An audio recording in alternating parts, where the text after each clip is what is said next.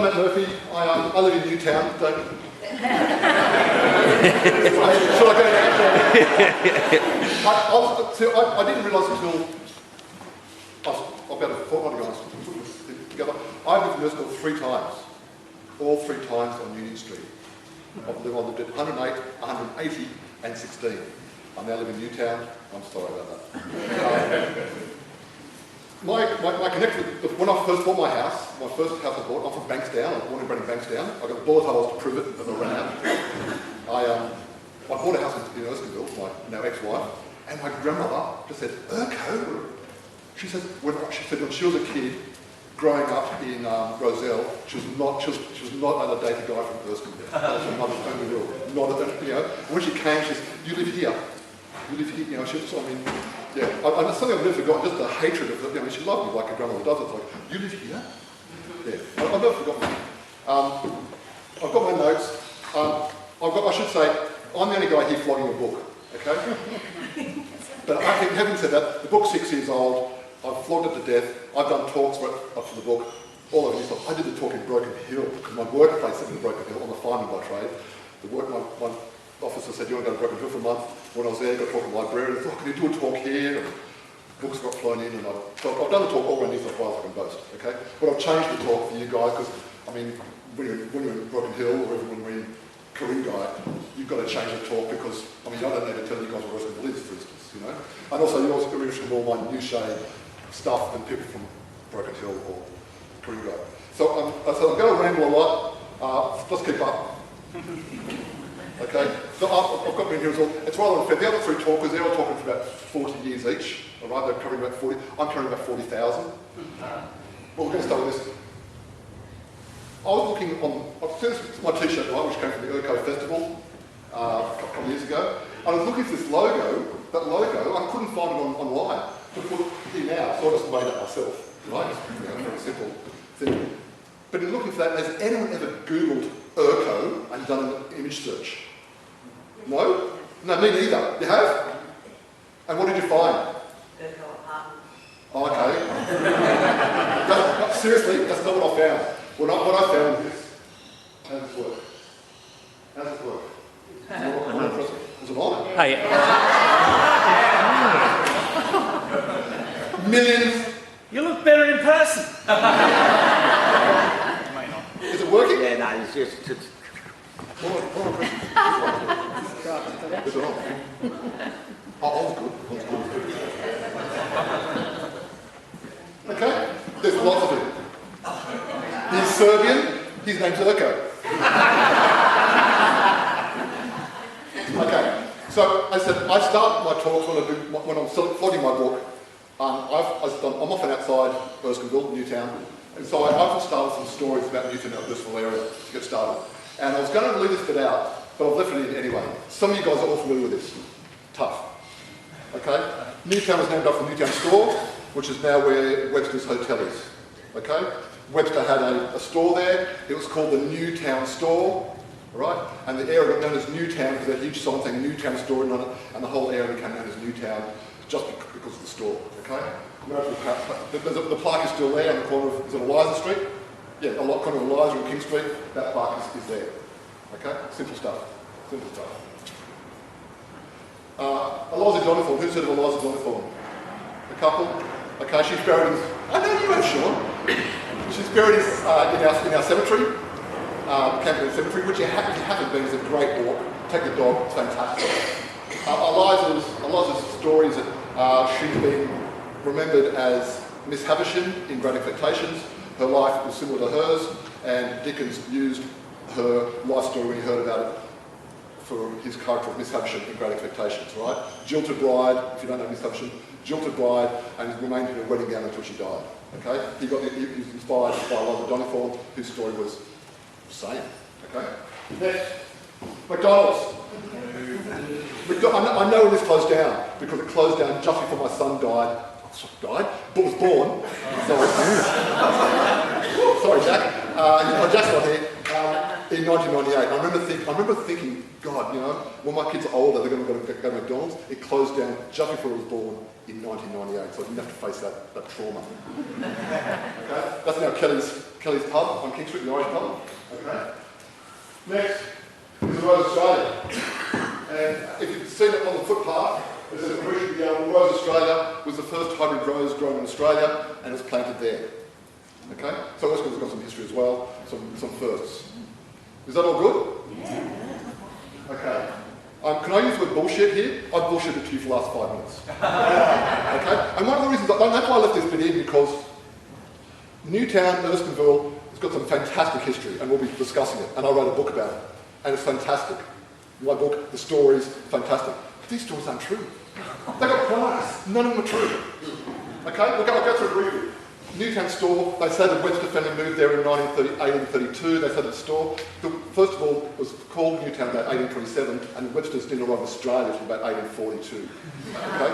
The belief, and that's, again, it's only the theory is that Newtown was called Newtown because with the exception of Parramatta, which is in the bush, Newtown was the first urban shopping district outside of the city of Sydney. It was the first new town, okay, as opposed to Parramatta was the bush. Okay? Eliza Johnnythorne, nothing to do with it at all. There's no connection. I wrote a uni thesis about it, and it's now up online, and I still get hate mail from people saying, they understand what I said is 100% true, but it's like, how dare you? You know, this has been a fabulous myth, and the graveyard is still extremely well visited. People come from England to visit this graveyard, and they're like, how dare you tell us it's not true, and how dare you prove it's not possibly true, right? Eliza Johnnythorne was a real person, but she was just an old spinster, lived up on the top of Newtown, up near the corner of Georgian Street. That's it. That's it, okay? And it's more likely, and even in her biography, in the Australian Dictionary biography, it even actually says it's more likely that people actually viewed her as Miss Johnnythorne, as opposed to the other way around. People actually thought of her authoring the book, rather than Dickens hearing about her and writing Johnnythorne. Yeah? McDonald's closed down, not because of hipsters moving in, and not because of changing demographics, but it was only because of the argument with the council, and they had nowhere to park their trucks to deliver buns and burgers. The side lane down the side, which is whatever street it is. What street's that? Mary Street? Mary Street. They couldn't. They used to park on the footpath. The council said no. They said we'll get smaller trucks, blah blah blah, and eventually they had to move out, and they just moved to St Peters. So they're still here. They're just doing St Peters now. So that's the reason they closed. Not because of changing demographics, not because greenies and hipsters have moved in. And the Rose Australia. This one's a good one. I was writing my book at the time, and when the roses were all getting done up, I got contacted, because people knew I was doing some history and stuff around here. I got contacted saying, can you tell us about the Rose Australia, the story about the Rose Australia, and how, you know, the first hybrid rose? I said, mate, I've looked it up, and I've spoken to the Rose Hybrid Heritage Rose Society of Australia. No one's ever heard of it. It's simply not true. And the guy said to me on the phone, we're going to put a plaque there anyway. my point is, that's how history works a lot of the time. I studied history at uni, and there was a unit that did history and how people's, your perception, I mean, I don't know what you guys know about history and stuff, but a lot of people's perception of history, what understanding of history, comes from fictional sources. I mean, for instance, who's in the movie Braveheart? Okay? What you know of Scottish history, you know, that's influenced, you know, you've seen Ben-Hur, you've seen Spartacus. Your knowledge of Rome and ancient Rome comes a lot from what you see. I'm not saying those movies are wrong or bad, but a lot of it comes from fictional accounts of realistic events, you know? And so, you know, if people want to believe, they'll believe. But there's no truth for what, I mean, the area wasn't even settled in 790. There's nothing here. There's simply nothing here. I will, if I remember, because I thought I do ramble, but if I remember, I'll get to why the Rose Australia is called the Rose Australia Hotel. I thought I do ramble over, I might forget. We're going, Sean didn't mention, we're going to the pub. After it's all finished, we're probably going to the Rose Hotel for a beer afterwards. I owe Sean a beer, by the way, because I told him we wouldn't need any more seats. So I owe Sean a beer. Okay, let's get started anyway. So I said, I'm covering the first 40,000 years. I'm going to touch briefly on this. Kangaroo grass was endemic to the area. Okay, it was all over Sydney. There's not much left now, but one native strand still here, if you ever go see it, is in Camberwell Cemetery. Because Camberwell Cemetery remain untouched, the kangaroo grass, and that's the headstones there, it's growing wild up there. It's Sydney's native grass, and it's not found in many places at all now. And it's actually protected. The kangaroo grass is actually protected up there now. Okay? That silly looking thing down there is a Paracyclotosaurus. It was found at Sheaves Creek, which is now a storm water drain that runs through Alexandria. Okay? Prehistory. Okay? So I'm not going to go through a lot of prehistory. Okay? Short also mentioned Bull Nanny. The area is known as Bullinaming. What Bullinaming means has been lost in time, no one knows. There is a Sydney University campus named Bullinaming, and there is a very, very small street in Petersham named Bullinaming. They're the only places that I know where Bullinaming as a name still exists. Okay. Okay, what else we got? So I'm going to refer to my notes, guys, sorry. There's Urco. Okay, what I should also mention that, of course, obviously, and as Sean said, the Gammy Eagle people, more likely the locals here, 40,000 years ago, they found a dugong in Shees Creek that had been cut up and partly eaten. It was believed about 7,000 years old when they were doing excavation in Shees Creek. It proves that Aboriginal people were here at least 7,000 years ago. Okay? Okay, but now we get to sort of more modern history, if I can say more modern. Devine Street was named after a guy called Nicholas Devine. Nicholas Devine came out on the Second Fleet. He was Irish. He was a superintendent of convicts. He was at 6 foot tall, over 6 foot tall, which back in those days was bloody tall. Okay? Superintendent of convicts, bit of a big wig. Governor Phillip had left, and every big wig at that time just told Lieutenant Governor Gross, I want land, I want this parcel here. Of course, MacArthur rose to power at the same time, and Gross just rubber stamped everyone getting parcels of land everywhere. Devine got a good block of land. Okay? His name is Nicholas Devine. He takes his E out and replaces it with an I to anglicise his name. So a lot of documents are written as Nicholas Devine, not Devine. He tried to pass himself off as a Pom. Didn't really work. This is his parcel of land. Now let's go through this. This is about from about 1810, is that right? I think so. Okay, King Street, obvious, Emerald Road. Okay, King Street was called as a Bullinaming track. It was an original walking track first. Okay, then it got known as Cooks River Road, then Newtown Road, then King Street. Is that it? Yeah. Okay, Emerald Road. This here is Erskineville, is now Erskineville Road, going back up past what's Railway. Huh? Railway. Railway, yeah, railway up there now, okay. Up there you see, it says, you can just see it upside down, William Bligh over here. Okay, that line there is basically Australia Street. Now, I live probably where the bees on William Bligh up there, that's my house is. Okay, this here is Wilson Street. And as we'll show us a lot much later, Wilson Street was intended to be the main drag. Wilson Street, as you may know, really wide, really straight, comes all the way through the Redfern, was intended to be the main drag. But because King Street always had the shops and stuff on it, it just never took off. Okay? The government wanted to make it the main drag, and King Street just remained the main drag. Okay? So as a Nicholas Devine owned all that. Okay? From about here on is Newtown. Okay, Union Street is back to the dividing line. From here on is Newtown. That's all Erskineville. Erskineville now also extends over here. That's much later, in the 1940s. They took over part of Alexandria and called it part of Newtown. They called it part of Erskineville. Erskineville Oval is around there, on this land, which was swamp, reclaimed swamp. Sheets Creek ran through here.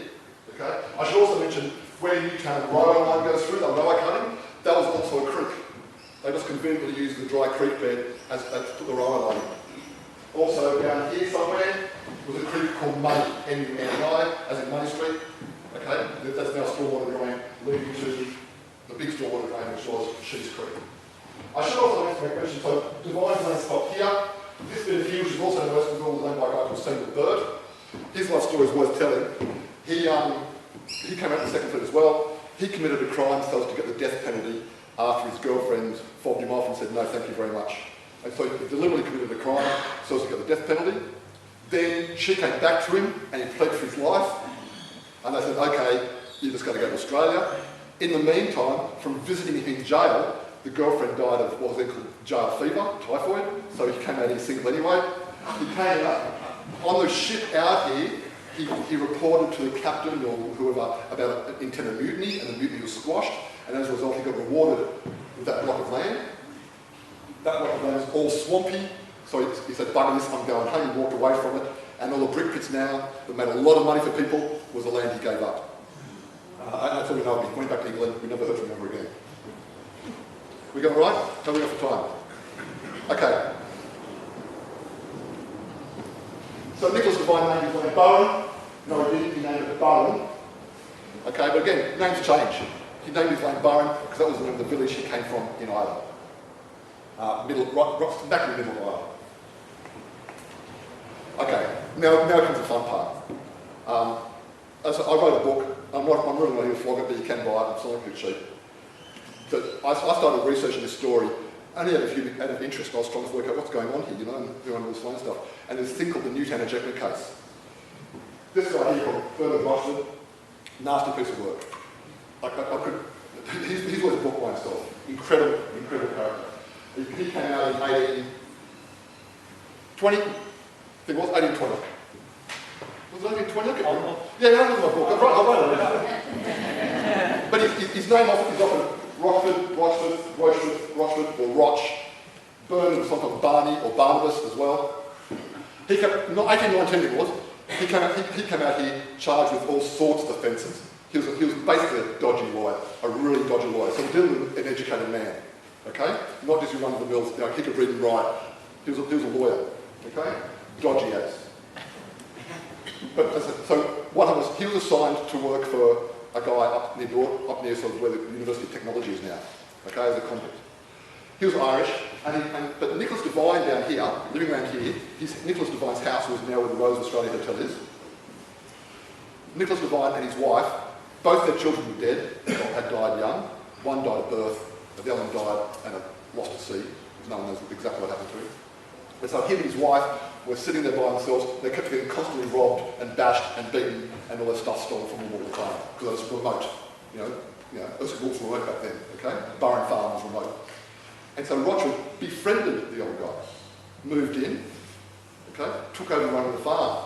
The farm picked up a little bit, but only so Rochford could then sell it off and make a profit of it and kind of stuff. And back in those days, of course, red tape being what it is, no one knew what Rochford was really up to. I found letters saying, why is Rochford working for Devine? You should be working for him. And then Rochford would say, oh, no, I'm related to him. He's my uncle. And no one really cared. Back in those days, it was like, okay, whatever, okay? So Rochford took over the place. Rochford was a convict attained. Any lawyers in the room? Any dodgy lawyers in the room? I shouldn't say dodgy. I love this word. I find this interesting. A convict attaint, or an attainted convict, was a convict whose death penalty got commuted to life in prison. Okay, I'll say it again. So they were going to get the death penalty, but they got commuted to life in prison instead. But it came with conditions. The condition basically being, you were legally dead. You couldn't own anything, you couldn't buy anything, sell anything, inherit anything. Okay, you were legally dead. You had as much rights as a dead person. Now in England, a convict attained, that was okay because they lived in a prison cell, they got their bread and water, then they went out and worked in the field, did what they've got to do, then they come back to their dingy cell and had their bread and water. That was their menial, disgusting existence. But convict attaints that were sent out here, the whole place was a jail. Okay? And of course, Governor Macquarie in particular said, we can't possibly use the attaint system out here because who's going to want to own a shop if half the population can't buy or sell anything? Okay? So the convict attaint system, which was supposed to be out here, fell away. Okay? But Bernard Rochford was a convict attaint. As I said, he came out in 1819. Macquarie left. Anyone know a guy called Thomas Bigg? Thomas Bigg came out here to check up on Macquarie and because he heard Macquarie was a bit lax with the way he was treating convicts and stuff, which Macquarie sort of was, but only so the place could flourish. And Thomas Bigg wrote back and made recommendations, and basically because of recommendations, Macquarie said, bugger this, I'm out of here. But one of the recommendations was, the attaint system must be put back in place. Okay? You've got to maintain it. Now there was some interesting, this were all sorts of interesting problems. There was a story of one guy, a convict attaint, who was married to a woman, and they owned a house in York Street in the city. But when she died, he had nowhere to live because of the attaint. He couldn't own it by himself. Another guy stole a horse from a convict. And when he went to court, he said, Your Honour, how could I steal a horse from him? He's a convict attaint. He's not allowed to own a horse. How can I steal a horse from someone who's not allowed to own a horse? To which the judge says, well, anything owned by the convict is therefore presumed to be owned by the Crown, so we're now charged with stealing the King's coins. Okay? So the whole tax system would throw a lot of problems. But the reason I bring it up in particular is because this is the era in which Rochford arrived. Okay? He arrived in 1819. He moved in with Devine in about 1825. The whole tank thing is happening at this time. At the time that they were really strict about convicts not owning anything, suddenly a convict was in charge of 210 acres around here.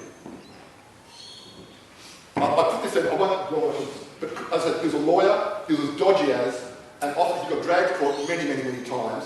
This was one of his responses to a court hearing, okay? Rather than appearing in court himself, he wrote this letter.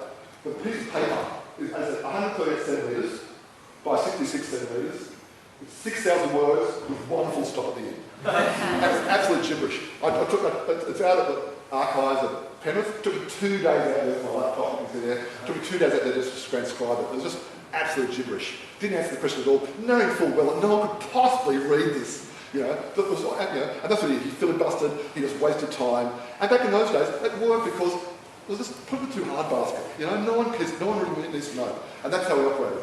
As I said, he could write a book about this guy by himself. He was fantastic. Okay, now back to what's the matter again. So, conveniently, very conveniently, Devine dies. Okay? Devine's wife died, then Nicholas Devine died. But lo and behold, what a surprise, he makes that his property to Bernard Rochford just a couple of weeks before he dies. Imagine that. And so Rochford, who was a drunk, as well as being a lawyer, he was also a drunk, sold off all the land. Okay? So he kept this for himself here and here. That's we're here now.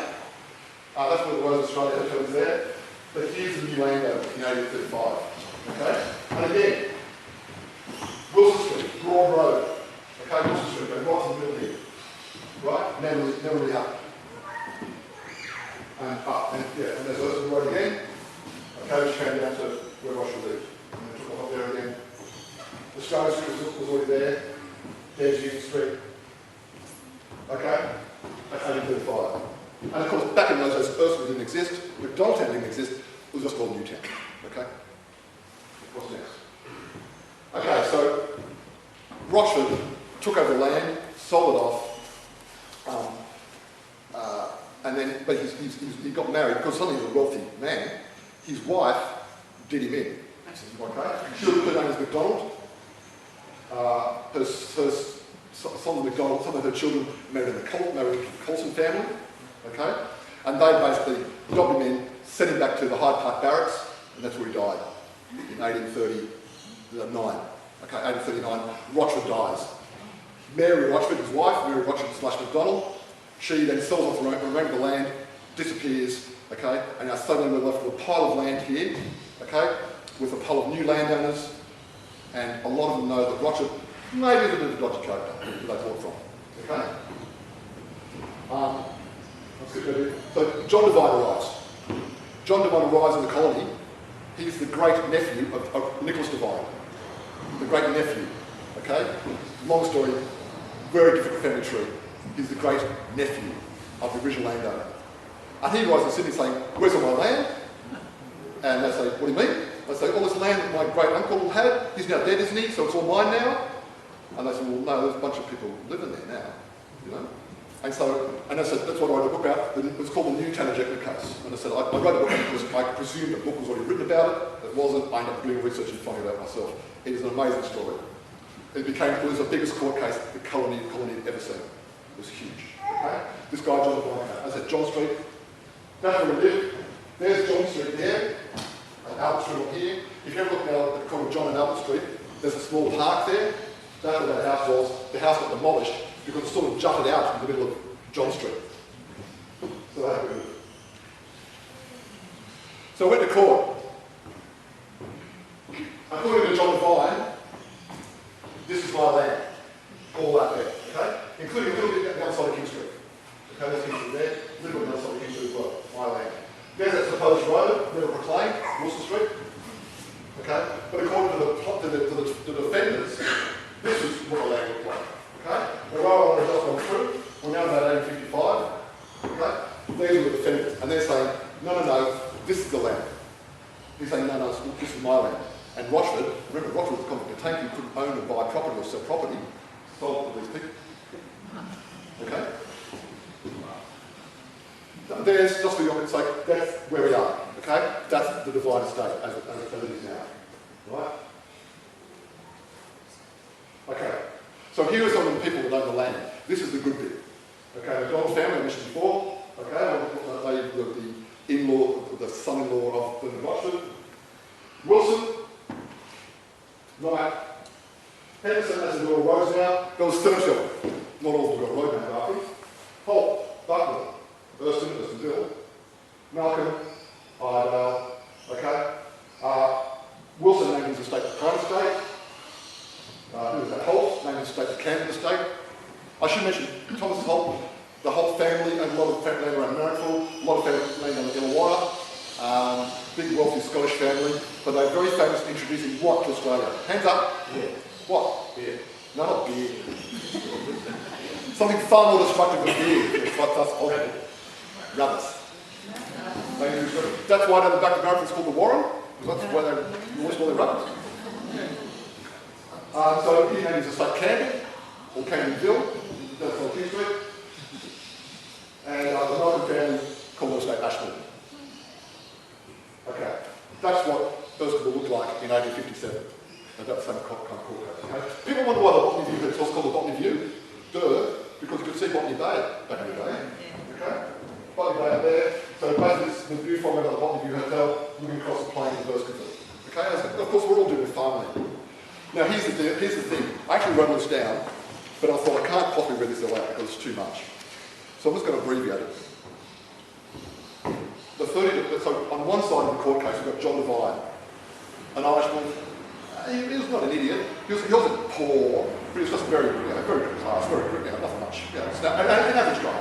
Okay? But he did have support of the Catholic Church, I believe, as well. He had the support of the Irish community in Sydney. And the whole thing became a bit of a rich versus poor battle as well, because the 30 defendants, including the names we just saw, they included the Lord Mayor of Sydney, the previous Lord Mayor of Sydney, the editor of the Sydney Morning Herald, the previous editor of the Sydney Morning Herald, 4 aldermen on Sydney Council, the former Mayor of Newtown, who is now the Mayor of McDonaldtown, a Mayor of Burwood, the guy who started AGL, the guy who started CSI, one of the guys who started AMP. Who else? There's a bunch of, there was 3 guys who were just farmers, the rest of them were all bigwigs. Some magistrates, some judges, one guy became the Chief Justice, he was a High Court judge, became the Chief Justice of Victoria. Okay? So we've got John Devine versus these guys. And some lawyers and stuff. And these guys, what they did was, because some of them knew the land was shonky, but some of them had actually bought the land for a few hands. So they were sort of unaware of the deal, but many of them did. But what they did was, they employed every lawyer in Sydney and beyond so that John Devine could not get legal representation. Every single lawyer was sort of working for them. Okay? So it became very much a rich versus poor thing. I can't tell you how it ended up. It was the biggest court case in Australia at the time. 111 witnesses.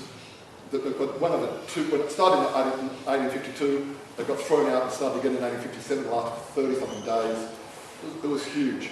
The Sydney Morning Herald had to have a special supplement just about it when they were finished, because they weren't allowed to do any court reporting until it was all over. So when it was all over, they actually had to have a special wraparound thing just about the ejectment case when it was finally over. There's Erskineville House, Erskineville Villa, after which you guys spelled this name. Okay? If you don't know where it was, it's on top of Rochford Street, where the rectory is now.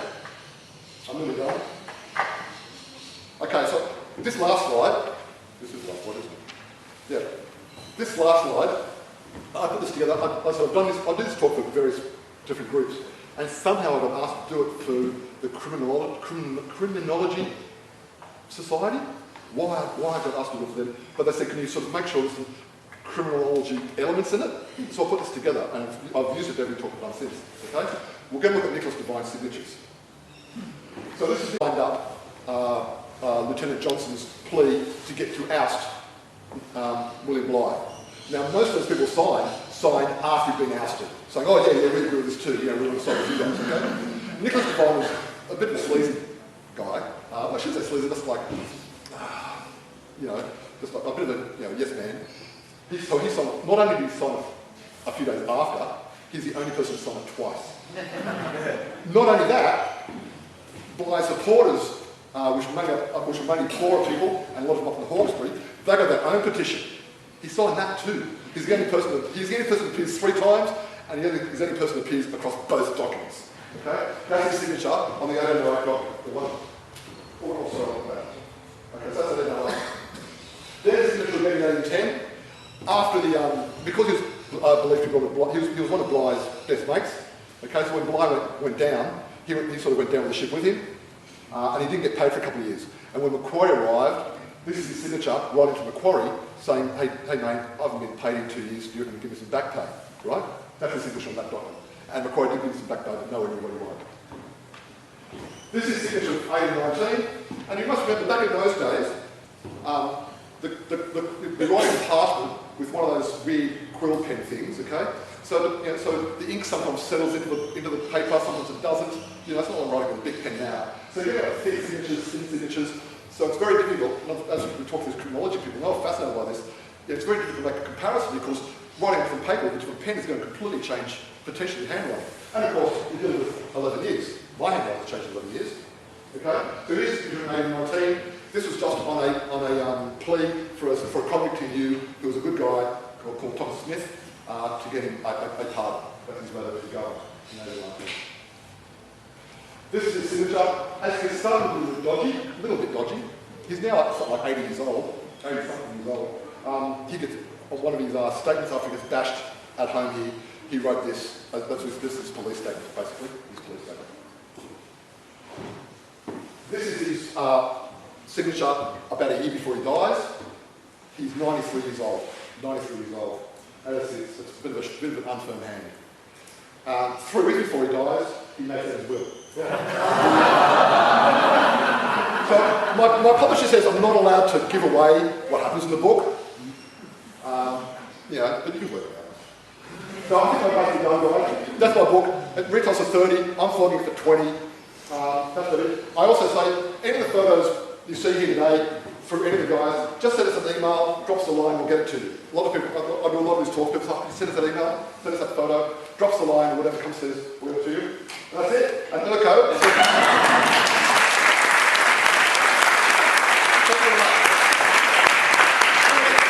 Does anyone have any questions, or should we go to the questions later? I don't care. I said to Sean, no one's ever got questions. If people come to your art, no one's got questions. Is that true? See? Well, I bet you. Yeah, go on. Is it too early to talk about the brickworks? Sorry? Is it too early to talk about the brickworks? I think they're going to be bothered about that, yeah.